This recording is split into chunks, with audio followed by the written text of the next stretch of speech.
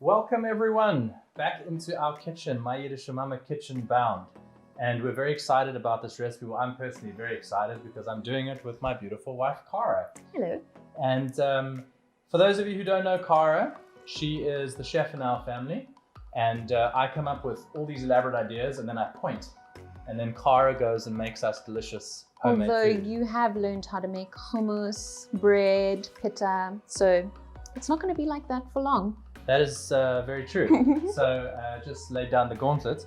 But these are vibrant, fresh, beautiful ingredients.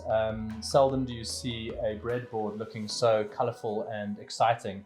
And I think it's really testament to what we're about to eat.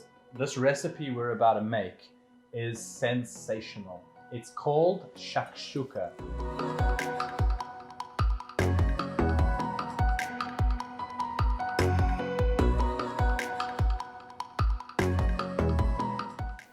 And it is something that when you're in Israel, you will see a lot of people eating for breakfast. In Lunch fact, and dinner. Oh, well, that's actually also true.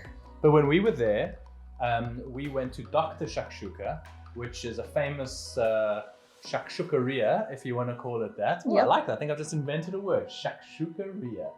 And we went there. What did you think of Dr. Shakshouka? It was absolutely delicious. And one of my favorite things about Dr. Shakshouka is that, yes, he does traditional, but he also goes really out there. So there's so many variations of his shakshuka and so many different things that you can put in it, which is really a testament to what an amazing dish it is as a base. Because this is a base that we're making today. Absolutely. We're kind of making a zhuzhed up base, but really Yeah. it's a base, eh? So the reason we're making this, it's actually not in the recipe book, but because we're all kitchen bound at the moment, we figured let's look at things that we have in our pantry and what delicious food can we make. And there's always tins of tomato in your pantry, am I right? Always.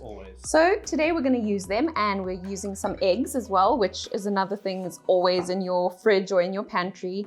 And then we've got some fresh ingredients as well, which we'll talk through in a second. Should we? Sanitize our hands. And then get into it. Right, let's sanitize our hands. Awesome. Cara, you are the flavor queen in my world.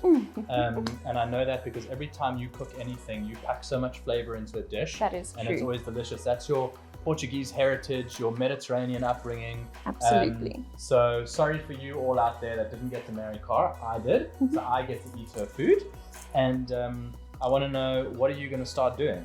So we're going to start, I'm just going to chop a clove of garlic. Okay. But I've got some oil heating in the pan. You can use a neutral oil like a sunflower oil or a canola oil.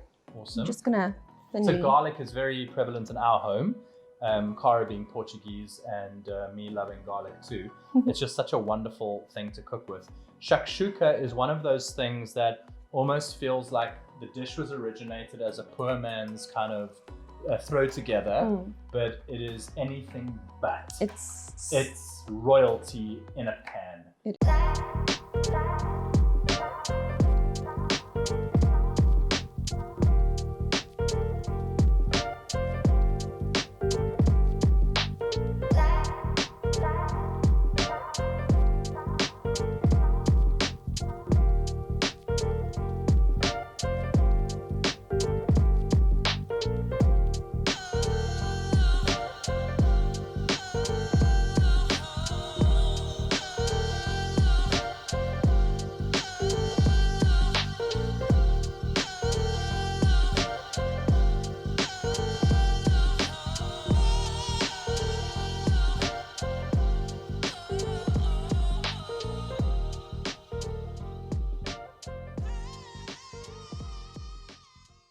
So for those of you who are concerned with shakshuka being basic, or that it actually came from the inability to buy expensive ingredients and just using what you had at home, I want to reassure everybody, this is not a poor man's dish. This is royalty.